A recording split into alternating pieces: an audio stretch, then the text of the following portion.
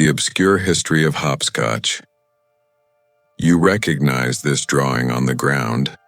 9 squares, 1 stone, children hopping on 1 foot, laughing in the sun. Amaralina, hopscotch, rayuela, morel, one of the oldest and most universal children's games on the planet. Simple, innocent, harmless. But what if I told you that this game was created as a literal map of your soul's journey after death? The obscure history of hopscotch. You recognize this drawing on the ground. 9 squares, 1 stone, children hopping on 1 foot, laughing in the sun. Amaralina, hopscotch, rayuela, morel, one of the oldest and most universal children's games on the planet. Simple, innocent, harmless. But what if I told you that this game was created as a literal map of your soul's journey after death? What if I told you that for centuries cultures around the world have used this exact pattern, 9 squares drawn on the ground, as a ritual to train children to escape hell and reach heaven? This is not a video about a child's game. It's about how our ancestors hid mystical teachings, paths to spiritual salvation, and rituals of rebirth within something so simple that it went unnoticed for generations. Hopscotch is not a game.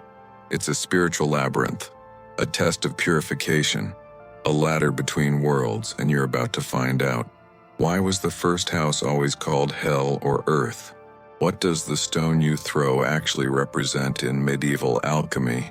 How Roman soldiers used giant versions of this game as psychological warfare training. Why did Jewish Kabbalists practice labyrinthine meditations almost identical to the hopscotch pattern? And the disturbing secret that no physical education teacher ever told you about why we hop on 1 foot.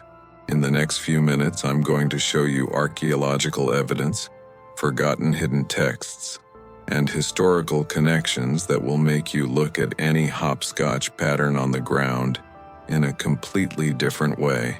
Because when you finish this video, you'll realize that game you used to play at recess, it's thousands of years older than you think, and it holds secrets that have spanned empires, religions, and hidden cultures. My name is Hanbai from Canal DUALIS, and this is the obscure story of the hopscotch game. Before revealing what this symbol means, you need to understand something disturbing. It appears in cultures that have never had contact with each other. Development, the universal standard. Close your eyes and imagine a hopscotch game. Don't think too much. Just let the image appear in your mind. You've probably seen something like this, a sequence of squares and rectangles drawn on the ground, some simple side by side, others divided in 2 where you need to spread your legs.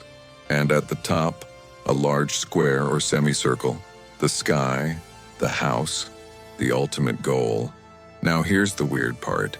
No matter where you grew up in the world, you probably saw the same thing. In England, they call it hopscotch, literally hopping over the scotch cuts drawn on the floor.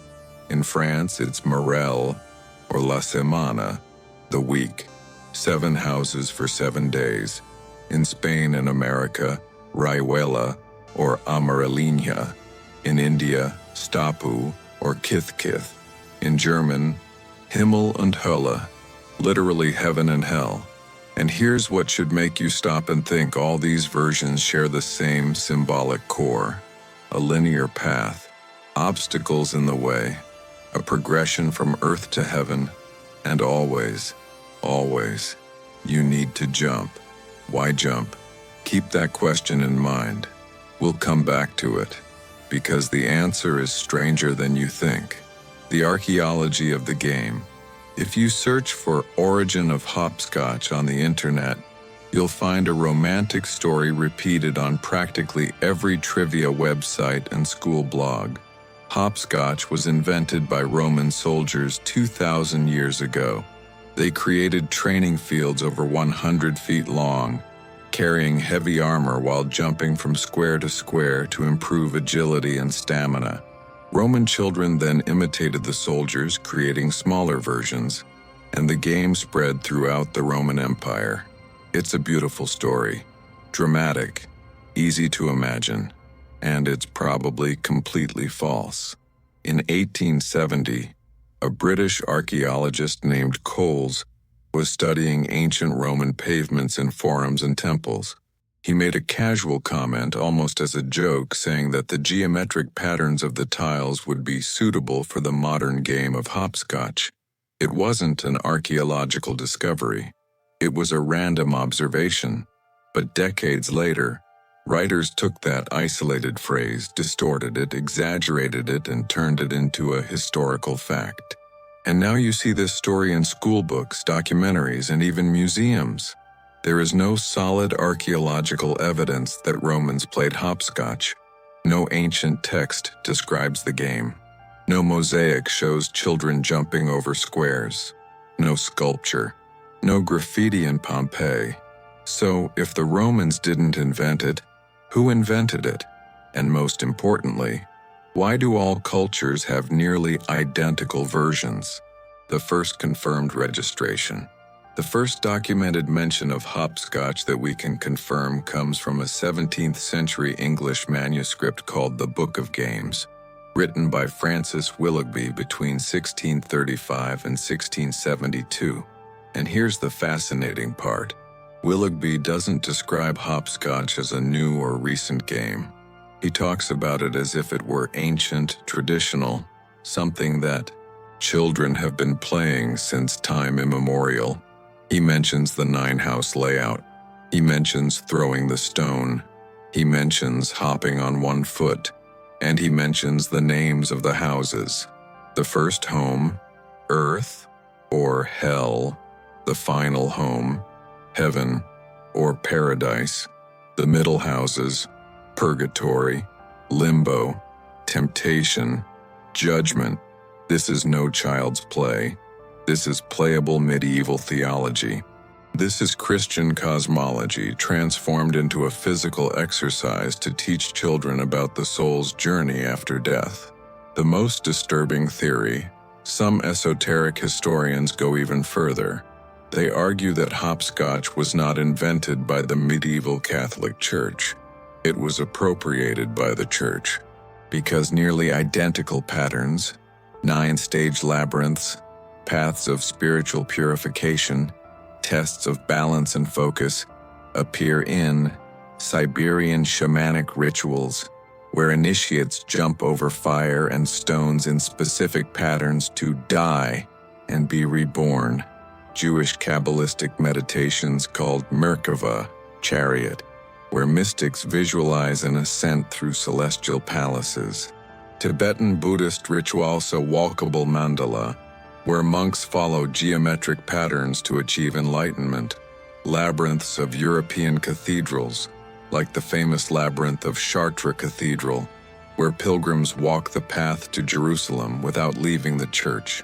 All these rituals share the same elements: a linear or spiral path, divisions into stages, usually 7 or 9, a symbolic progression from earth to heaven, ritualistic physical movement, jumping, walking, meditating, an object or mental focus, stone, candle, prayer, and they are all much, much older than the 17th century. So what's really going on here? The question nobody asks: why did this game survive? Think about it. Most children's games are constantly changing. Toys come in and out of fashion. Rules evolve. Names change. But what about hopscotch? Virtually identical for at least 400 documented years, and possibly much, much more. Something along these lines. In this sequence of 9 steps, in this journey from earth to heaven, in this act of leaping over obstacles, it touches something deep in the human psyche, something universal, something archetypal. And in the next few minutes, I'm going to show you exactly what it is. But first, we need to talk about the stone. Because what you throw in hopscotch isn't just a stone. It's a medieval alchemical symbol, and its meaning will completely change how you view this game. Medieval alchemists spent their entire lives searching for the Philosopher's Stone, the mystical object that transforms lead into gold and grants immortality. And every child who plays hopscotch holds a symbolic version of it in their hand. Development, the most important object in the game. Let's do a quick exercise. Think about the last time you saw someone playing hopscotch. Maybe children in the street, in the park, or at school. What did they use to play? Probably a rock, a piece of broken concrete, a bottle cap, a smooth pebble. It seems random, right? You grab anything small, heavy enough not to blow away in the wind, but light enough for a child to throw. But in older, traditional versions of hopscotch, the object had to be a stone. Specifically, not a coin, not a stick, a stone. Why? Alchemy 101, the stone that is not a stone. If you only know alchemy from fantasy movies and books, you probably think of it as magic that transforms things into gold. But medieval alchemy was something much deeper and more complex. It was a mixture of primitive chemistry, real experiments with metals and substances, hermetic philosophy, search for hidden knowledge, mystical spirituality, transformation of the human soul, coded symbolism, secret language to avoid persecution by the church.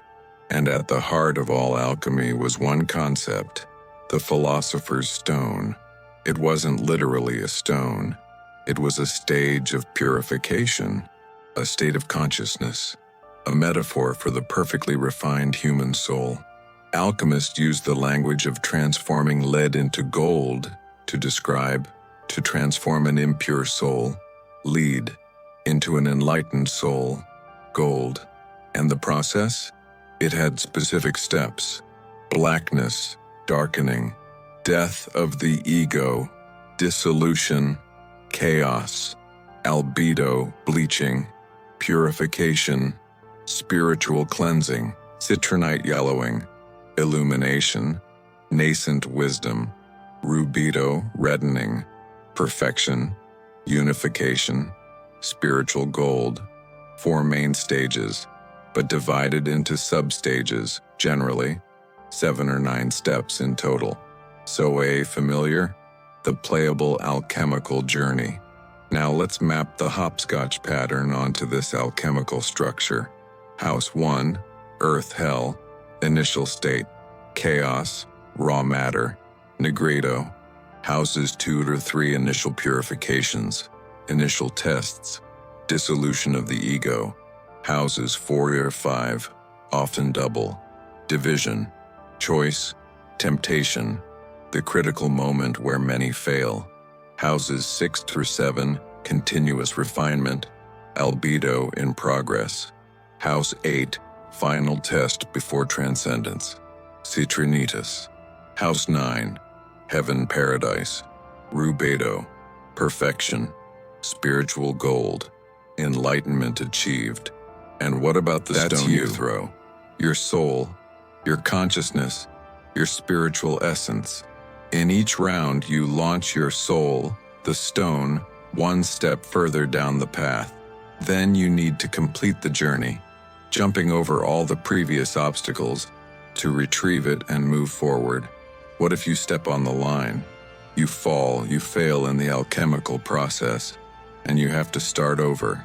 If you lose your balance, your purification process is interrupted. What if you leave the stone in the wrong house? Your soul gets stuck at that stage. The symbolism of balance. Now let's talk about the strangest part of all. Why do you hop on 1 foot? There are practical theories. It makes the game more challenging. It trains motor coordination. But these explanations don't make sense in a historical context. Because hopping on 1 foot isn't just difficult. It is ritually significant in dozens of mystical traditions.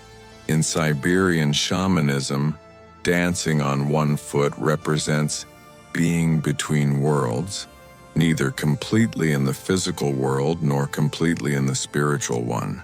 In alchemical symbolism, unstable equilibrium represents the precarious state of the soul during transformation. You are no longer who you were, but you are not yet who you will be. In medieval mysticism, walking incompletely, on one foot only, symbolizes human imperfection seeking divine perfection. You are deliberately unbalanced, vulnerable, imperfect, because that is the necessary condition for spiritual transformation.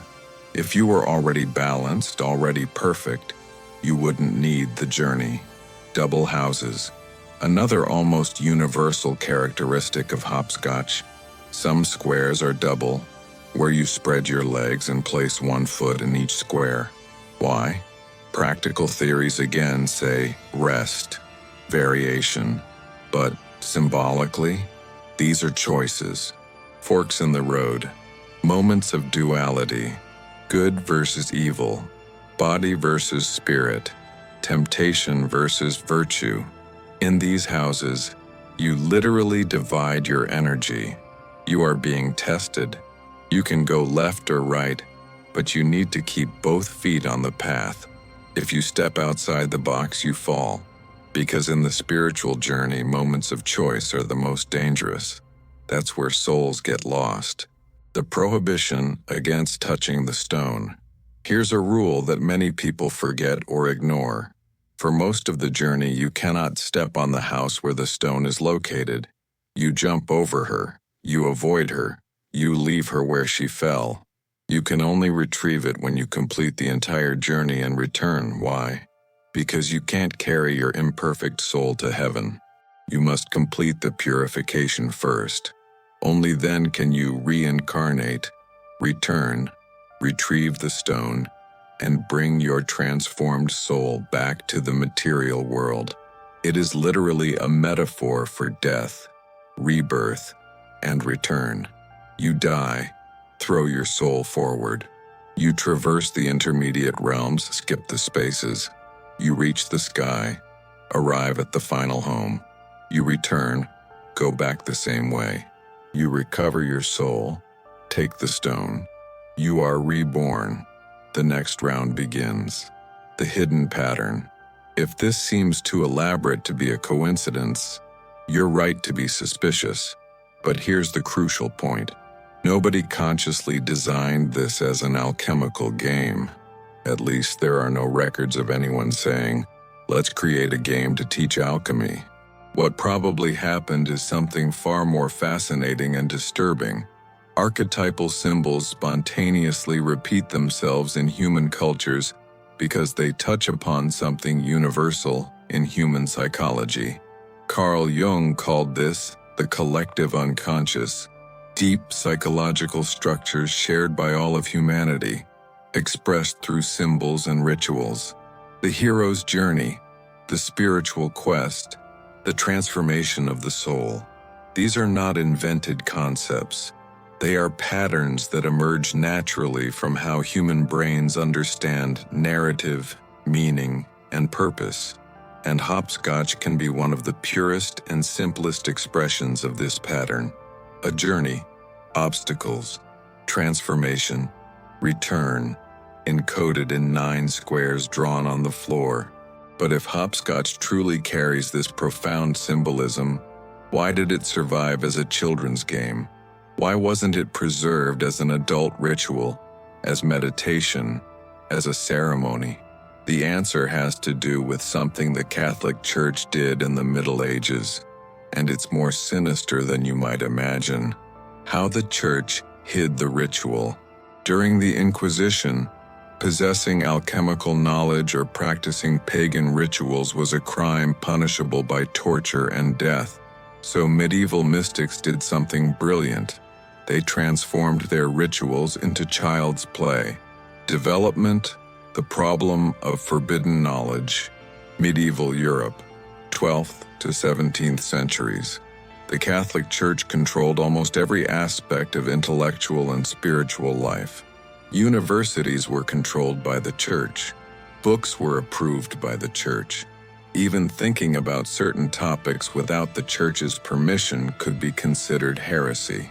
And heresy meant property confiscation, torture, public execution, eternal damnation of the soul. So what do you do if you possess spiritual knowledge that contradicts the official doctrine of the church? If you are an alchemist, Kabbalist, Hermetic, Gnostic, or practitioner of any mystical tradition that the church considered dangerous, you have three options: hide completely, bury your books, never talk about it, let knowledge die, encode, to write in symbolic language so obscure that only initiates understand it, disguise, to transform their rituals into something so common and innocent that no one pays attention. Hopscotch can be an example of the third strategy, the Christianization of pagan rituals. The church had a well-documented strategy for dealing with pagan practices that it was unable to eliminate, to co-opt and Christianize. Pagan festivals have become Christian holidays. Yule, winter solstice, Christmas Ostara, spring equinox, Easter Samhain, Festival of the Dead, All Saints' Day. Pagan goddesses became Christian saints. Brigid, Celtic goddess of fire. Saint Brigid Aphrodite, goddess of love. Saint Aphrodite. Pagan sacred sites have been converted into churches. Hundreds of European cathedrals were built on top of ancient temples and stone circles. The same strategy may have been applied to pagan ritual practices. If people throughout Europe practiced some kind of spiritual labyrinthine ritual, whether of shamanic, druidic, or hermetic origin, the church had two options: complete ban, difficult to enforce, causes resistance, renaming the houses with Christian terms and turning them into an educational game for children. Guess which option is more effective? The cathedral labyrinths. Here is direct evidence of this strategy. Cathedral labyrinths. Complex geometric patterns embedded in the floors of medieval European churches. The most famous one is in Chartres Cathedral, France, built in the 13th century. It is a circular labyrinth 42 feet in diameter, with 11 concentric rings and a single path leading from the outside to the center. Medieval pilgrims walked the labyrinth on their knees, meditating, praying, and symbolically retracing the journey to Jerusalem without leaving Europe. Officially, it was a Christian exercise in contemplation. But esoteric researchers have noticed something fascinating. These cathedral labyrinths are structurally identical to much older pagan labyrinths. Cretan labyrinths, Greece 1200 BC, Celtic labyrinths, Ireland and Scotland 500 BC, Scandinavian stone labyrinths, Viking Age. The church didn't invent labyrinths, it adapted them. And what about hopscotch? It's basically a simplified linear maze. Same symbolism, a spiritual journey from earth to heaven. Same purpose, walkable meditation, ritualistic purification. Same structure, division into stages, symbolic obstacles, celestial goal. The difference? Cathedral labyrinths were controlled by the church, inside churches overseen by priests.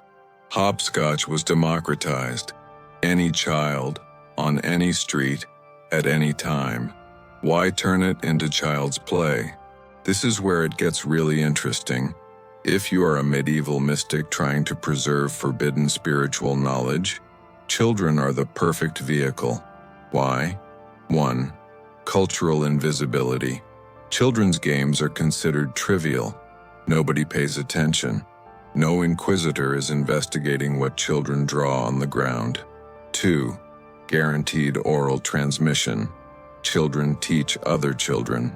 There's no need for books, which can be burned. There's no need for schools, which can be closed. It's peer-to-peer, self-replicating. 3.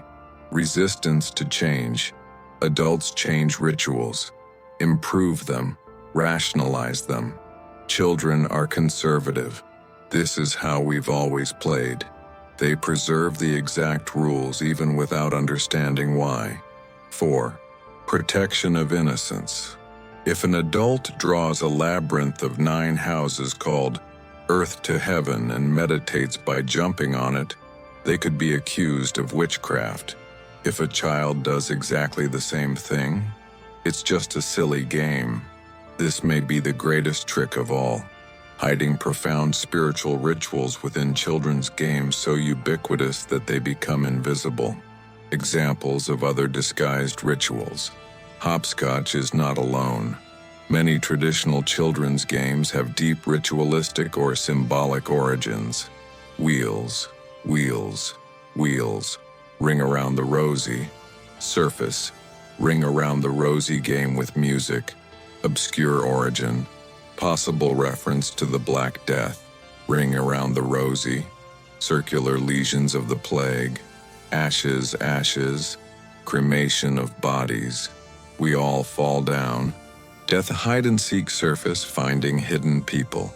Obscure origin, possible tribal survival training. Death and rebirth rituals. You die when hiding, reborn when found. War corporal surface, competition of strength. Obscure origin, fertility ritual in various cultures. Represents the struggle between seasons, light versus darkness, cosmic forces. Jump rope surface, skill and rhythm. Obscure origin, female rites of passage, symbolism of cycles, moon, menstruation, seasons. Many games that seem just for fun can carry layers of meaning that have been forgotten over time. The cultural survival strategy. Anthropologists call this cultural fossilization, when practices lose their original context but survive as a form, like fossils. You look at a fossil and see the shape of the dinosaur but not the living dinosaur. You look at hopscotch and see the game, but not the living ritual, but the pattern remains. And here's the fascinating part. Even without understanding the symbolism, playing hopscotch still produces psychological effects similar to the original rituals. Meditative focus, intense concentration on balance and movement, ritualistic progression, a feeling of progress, of gradual achievement, physical and mental challenge, body-mind integration, emotional catharsis, tension when jumping, relief when completing the jump.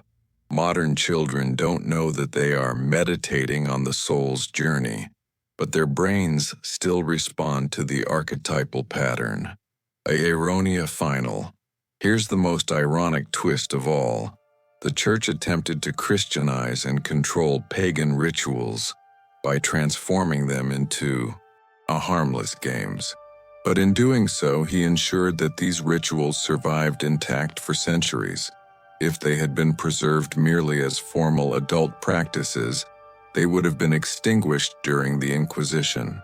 But like children's games, invisible, protected, self-replicating, hopscotch survived precisely because it was underestimated.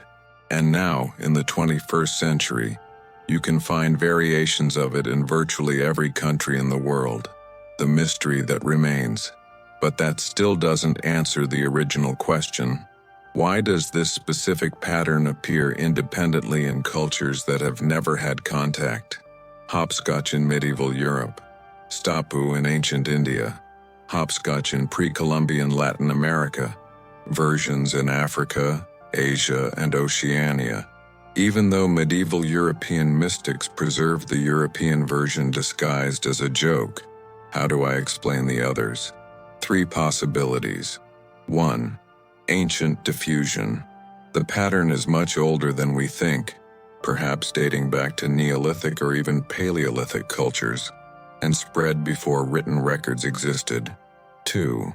Independent invention. The structure is so archetypally powerful that it emerges spontaneously in any culture that develops concepts of spiritual journey and purification of the soul. 3. Something deeper.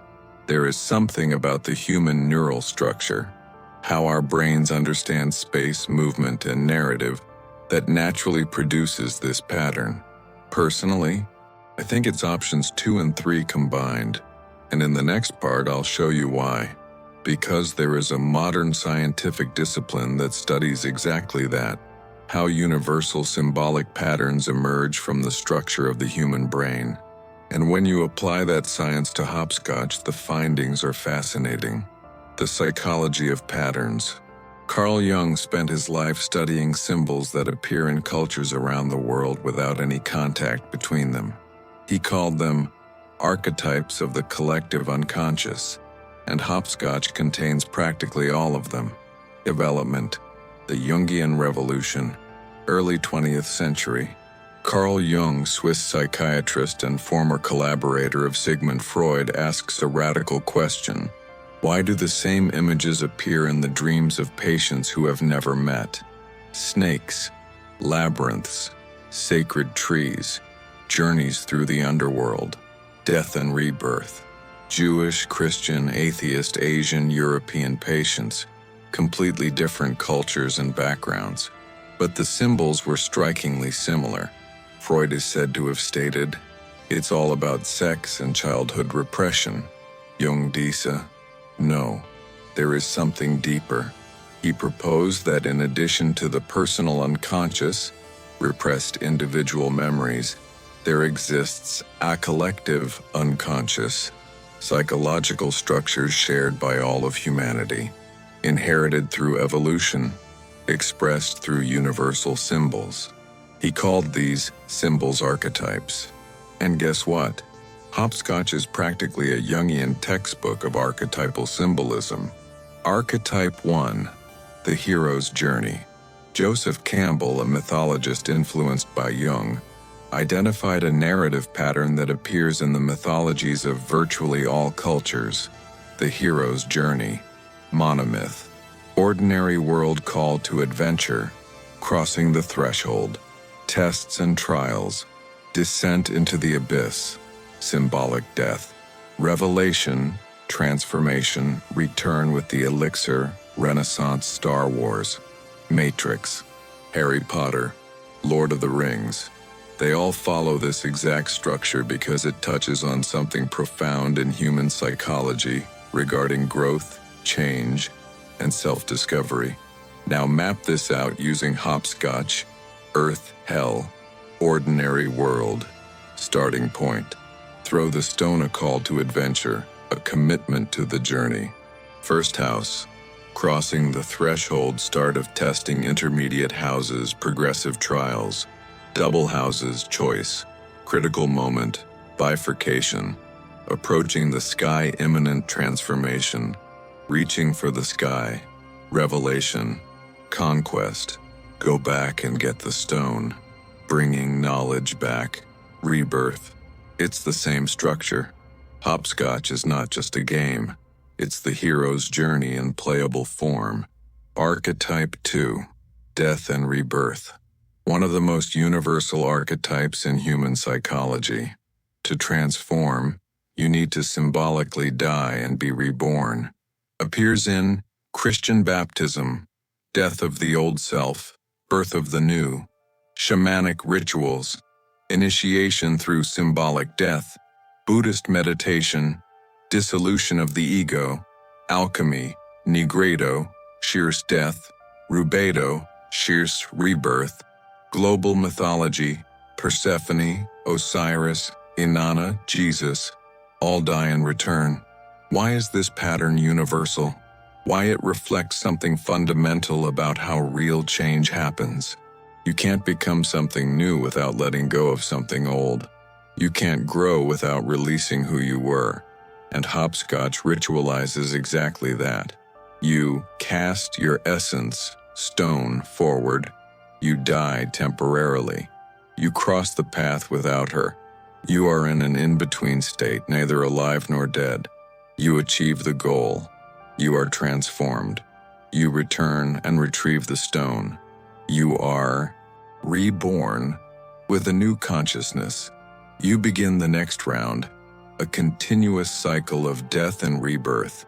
Each round of hopscotch is a mini death and mini rebirth, and children do this repeatedly without knowing that they are rehearsing the most fundamental psychological pattern of human transformation. Archetype 3, the narrow path, another universal symbol. The spiritual journey is a narrow path where it is easy to fall. Appears in Christianity. Narrow is the gate and difficult is the way that leads to life. Matthew 7:14. Buddhism, the middle way. Stray too far and you'll get lost. Islam, Sirat, the hair-thin bridge over hell. Norse mythology, Bifrost Bridge, connection between worlds. Shamanism, the tightrope that shamans walk between realities. Why is this archetype so powerful? Why it captures the psychological experience of real growth. It's difficult, requires balance, focus. It's precarious, you can fail at any time. It's lonely, no one can do it for you. It's rewarding, achieving the goal transforms you. And hopscotch embodies all of that. Thin lines drawn on the ground, stepping on the line, mistake, balancing on one foot, constant instability, gradual progression. There are no shortcuts, immediate judgment. You know instantly if you failed. It is the archetype of the narrow path transformed into physical experience. Archetype 4, vertical ascension. Humans have a deep psychological connection. Upwards, good, spiritual, divine. Downwards, bad, material, hellish. It's not just cultural, it's embedded in the language and metaphors. Feeling up versus feeling down, rising in life versus sinking, high standard versus low level, high spirits versus falling into depression. Why? Because gravity is a constant force in human experience. Climbing requires effort, falling is passive, so our brains automatically map it out. Effort, virtue, chakran upward movement, passivity, vice, downward movement, and hopscotch literally tells you to climb. Earth, hell at the bottom, heaven, paradise at the top. Physical movement always progressing upwards. You don't just imagine spiritual ascension, you experience it physically, and this mind-body connection deeply reinforces the symbolism. Archetype 5, the return. Joseph Campbell emphasized, the hero's journey is not complete until the return. It's not enough to achieve enlightenment, defeat the dragon, or find the treasure. You need to go back and share the knowledge. Buddha attains enlightenment, but returns to teach. Jesus transcends death, but returns to guide his disciples. Frodo destroys the ring, but needs to return to the Shire. Hopscotch tells you to do exactly that. Reaching for the sky is not the end. You need to go all the way back. You need to retrieve your stone, your transformed soul. Only then is the round complete. There are no shortcuts. There is no teleportation. You need to consciously retrace your steps now with a new perspective. That's the point. Transformation doesn't mean escaping the world. It means returning to the world transformed. And hopscotch teaches that physically. Why do children love to play games? Here's a fascinating question. If hopscotch is so symbolic, ritualistic, and profound, why do children intuitively like her? Jungian response. Because archetypes are not intellectual concepts. They are instinctive psychological structures. You don't need to understand the symbolism to be drawn to it. Similarly, you don't need to understand narratology to enjoy stories. You don't need to understand musicology to enjoy music. You don't need to understand evolutionary psychology to find baby faces cute. Archetypes activate deep brain structures that produce feelings of meaning, purpose, and satisfaction. When a child plays hopscotch, they are rehearsing personal growth, progressive journey, experiencing autonomy, No one plays for you. Mastering challenges. Each round is a small achievement. Integrating body and mind, physical movement plus mental focus. Practicing resilience. You fail, you start over, you improve. All of this activates deep neurological reward systems. It's no coincidence that Hopscotch survived. It is psychologically designed to be intrinsically satisfying. The theory of cultural fitness. Evolutionary biologists have a concept called memes, cultural units that replicate like genes. Ideas, music, stories, practices. They compete for space in the human mind. Those that survive are the ones that they are easy to transmit. They are memorable. They provide some benefit, entertainment, utility, meaning. They touch on something profound in human psychology. Hopscotch marks all these boxes. Easy to teach. Child teaches child. Memorable. Physically engaging. Benefits. Develops coordination, focus. Archetypally resonant. Journey, transformation, meaning. It's a cultural super meme. And this probably explains why variations appear independently in different cultures, not because someone taught them, but because the archetypal pattern is so fundamental that it emerges naturally when cultures develop concepts of spiritual journey and progressive challenge. The ultimate thought experiment. Imagine you need to create a children's game that it teaches persistence, develops coordination. It doesn't require expensive equipment. It can be played on any flat surface, works alone or in a group. It symbolizes personal growth and transformation. You would probably reinvent something very similar to Hopscotch, and that's exactly what dozens of cultures have done independently. Why the underlying archetypal structure is universal. So Hopscotch wasn't invented by anyone. It emerged, naturally, inevitably. But this brings us to the final question. What else are we doing without realizing it? That carries profound archetypal meanings. What if our childhood games are disguised spiritual rituals? What does that say about the nature of play, childhood, and human consciousness itself? Let's finish with the most philosophical and disturbing part of all. What does this mean? If a simple children's game can hold thousands of years of spiritual wisdom, what else are we ignoring?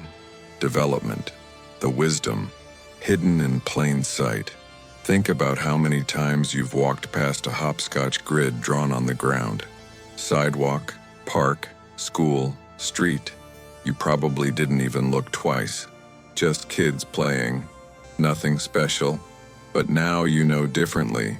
You know that those 9 squares represent an alchemical journey of purification of the soul, a Kabbalistic map of spiritual ascension, a Christianized medieval labyrinth, a Jungian archetype of transformation, a shamanic ritual of death and rebirth. All of this, simultaneously, in chalk on concrete. And the question this raises is a profound one. How many other ordinary things around us carry meanings that we've forgotten? The theory of sacred play. There is a school of philosophical thought, particularly strong in thinkers like Johann Huizinga, Homo Ludens, that argues, play is not trivial. Play is sacred. It is how humans first explored. Narrative. Oral stories began as make-believe. Justice, rules of the game, early moral codes. Identity, assuming roles, kakko, exploring possible selves. Ritual, repetitive movements, hacker proto-ceremonies. Religion and play may have the same psychological origin. Both create special spaces, temples, playing fields. Both have specific rules that must be followed. Both involve ritualistic repetition. Both produce altered states of consciousness, transcendence on flow.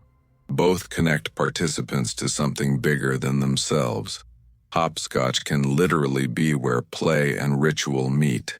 It's a game, but it's also a spiritual practice. And perhaps there is no real difference between the two. What children know that we forget.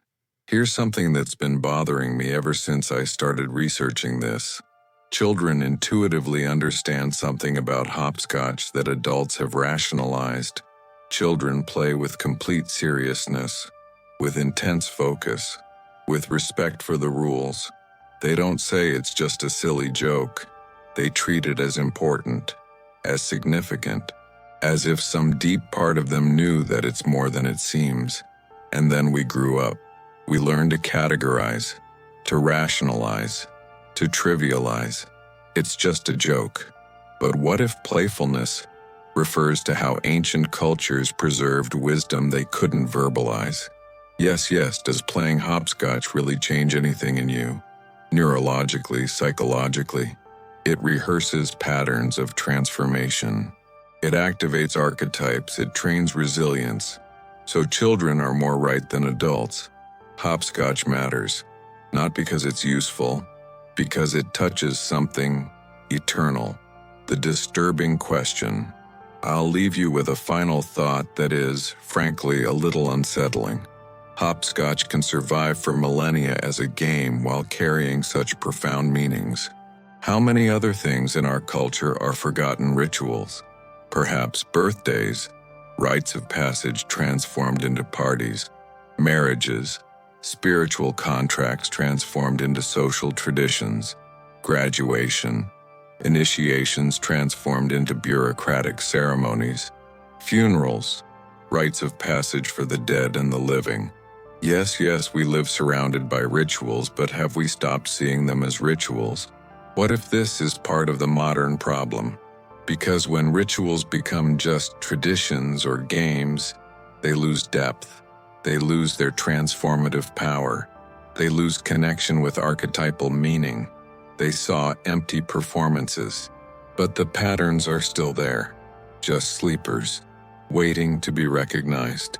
The invitation. So here's my invitation to you. The next time you see a hopscotch grid drawn on the ground, it seems.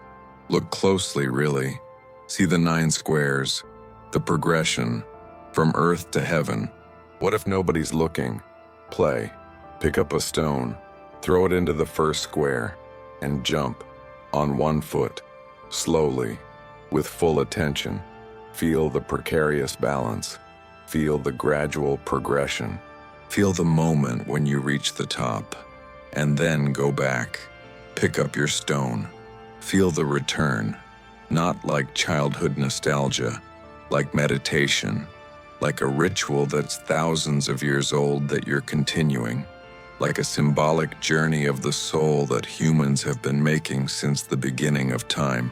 Because perhaps hopscotch never ceased to be sacred, maybe we just stopped paying attention.